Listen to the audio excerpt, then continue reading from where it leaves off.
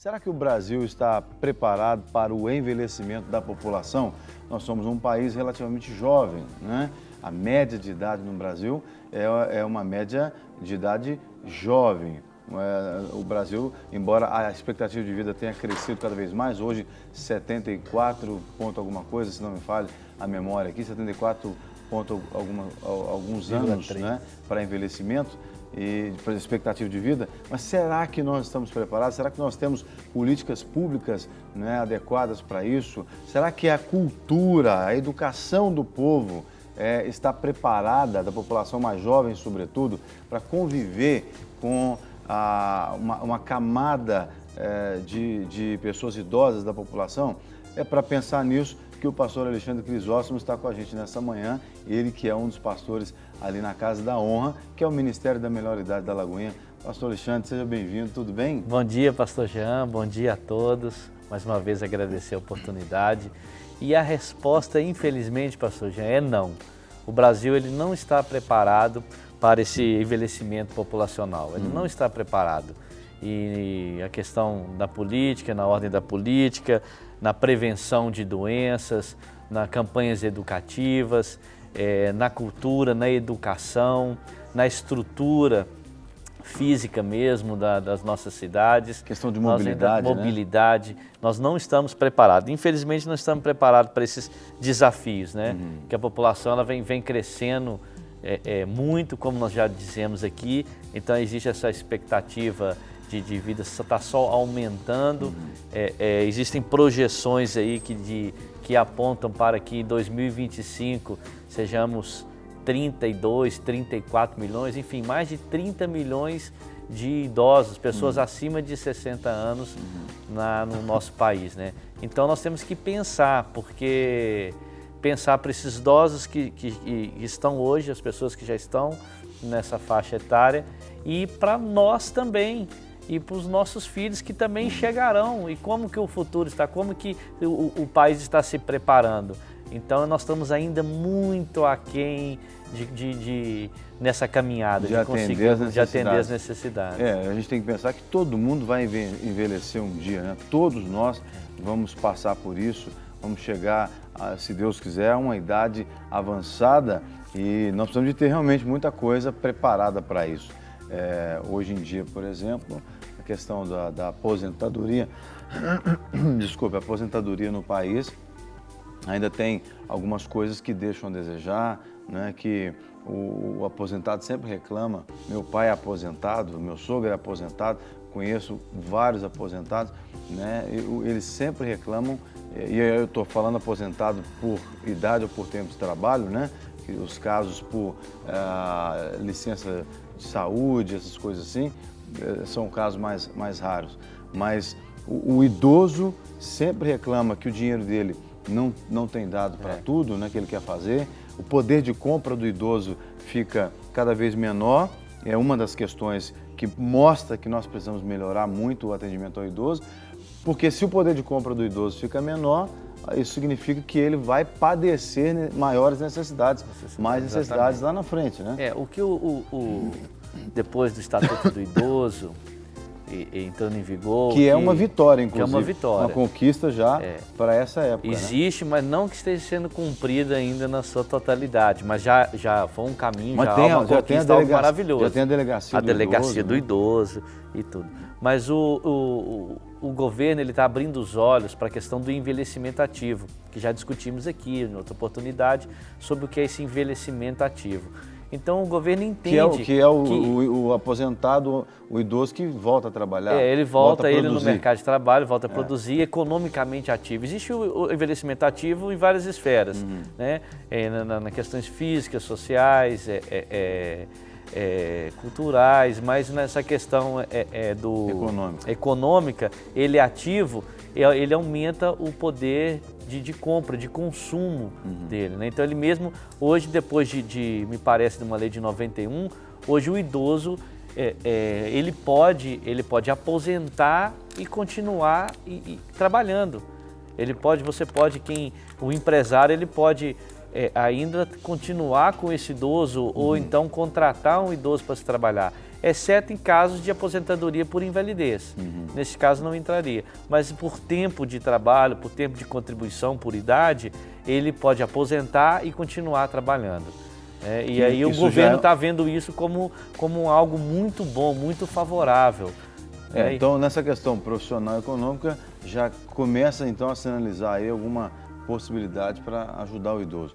Mas em outras questões também, a questão da educação da população mais jovem, por exemplo, eu penso que precisa melhorar muito ainda, né? Muito. Por exemplo, o idoso ele tem preferência em filas de banco, preferência de assento dentro dos ônibus. A gente vê muito desrespeito com o idoso. A mentalidade do país ainda não entendeu, diferentemente de alguns países da Europa, por exemplo. Você vai em outros países da Europa e poderíamos citar aqui Alemanha, poderíamos citar Portugal, Inglaterra, onde o idoso ele tem um respeito muito maior da população como um todo, né? Não é simplesmente uma coisa forçada por lei, é a cultura. É a cultura, a educação, porque hoje eu vejo que a educação que nós tivemos é que nós devemos estudar para ser alguém na vida, né? Desde pequenos aprendemos, olha, estuda meu filho, vai estudar para você ser alguém, você ter um bom salário, uma boa profissão.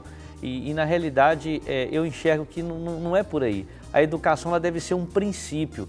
Olha, eu tenho que me educar para quê? Não para ganhar dinheiro, não para um benefício próprio. Eu tenho que pensar, eu vou me educar para eu ser alguém melhor, alguém para mim mesmo e alguém melhor para a sociedade. Então deve mudar esse princípio. Os nossos jovens hoje, eles pensam assim, vou ser educado, vou estudar para ser alguém. E eu creio que o foco está errado. Eu creio que a direção deve ser, olha, eu vou me educar para eu ser alguém melhor.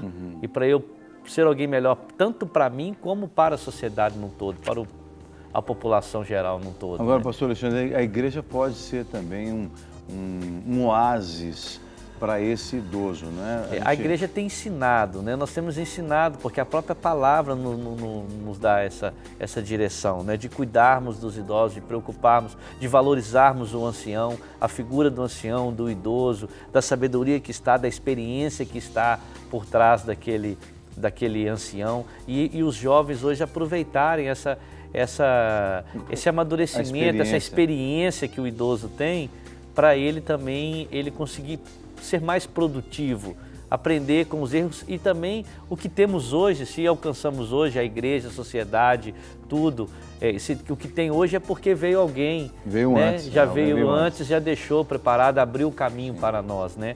Tem uma história que eu gosto muito, é aquela história do lenhador, do concurso de quem ia rachar mais lenha, e um idoso e um jovem. Então foram colocados um de um lado, do monte, um pilha de lenha, o outro do outro lado, uma outra pilha de lenhas, e um de costas para o outro. Eles começaram então a rachar aquela lenha, ver quem conseguiria rachar mais lenha, partir mais lenha. E o jovem então, com o seu vigor, começou ali e firme, e de vez em quando olhava para trás e via o idoso às vezes assentado. Ele viu o idoso de costas assentado. E ele pensava, esse é mamata, tá no papo, vou ganhar dele facilmente. E aí, mas quando foi a surpresa dele, que no término daquele tempo, na hora que observou, o idoso tinha rachado mais lenha, o velho tinha rachado mais lenha. E aí ele falou assim, mas como é possível, ele chegou para o idoso, como é possível que às vezes quando eu olhava, você estava de costas, assentado, descansando, e falou assim, não, você se engana.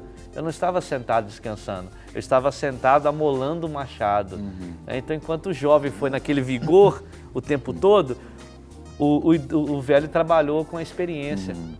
Não adianta eu só ir na força do braço, eu tenho que usar de saber como usar, né? E tirar o maior proveito daquilo que eu tenho nas minhas mãos. No caso, era a ferramenta. E a Bíblia fala sobre isso, né? Fala que o idoso, a idosa, precisa ensinar os mais novos, né? O temor do Senhor, as leis de Deus, né? As coisas que vêm de Deus. Então essa conscientização, né? É conscientizar os jovens. Eu vislumbro algo lindo, que seria muito maravilhoso se nas nossas igrejas trabalhássemos em parceria a mocidade com a melhor idade. Sim. Eu acho que seria algo muito, muito bacana, muito proveitoso. No caso, uma experiência maravilhosa. O Ministério da Melhor Idade tem que tipo de atividade, por exemplo, que poderia servir para o idoso, né? Que não tem se encaixado numa cultura onde o idoso ainda não é visto como deveria ser, com todo o respeito que deveria ter. O que o Ministério da Melhor Idade tem feito para ajudar com atividades e com programas ali para esse idoso que talvez esteja nos assistindo agora, não tem ligação nenhuma com a igreja nenhuma e está se sentindo sozinho, está querendo ter uma vida nova, né? Além de uma gama de diversidade de cursos que a casa oferece, existe um cuidado psicológico profissional, existe um cuidado pastoral, um trabalho de âmbito espiritual também para com o idoso.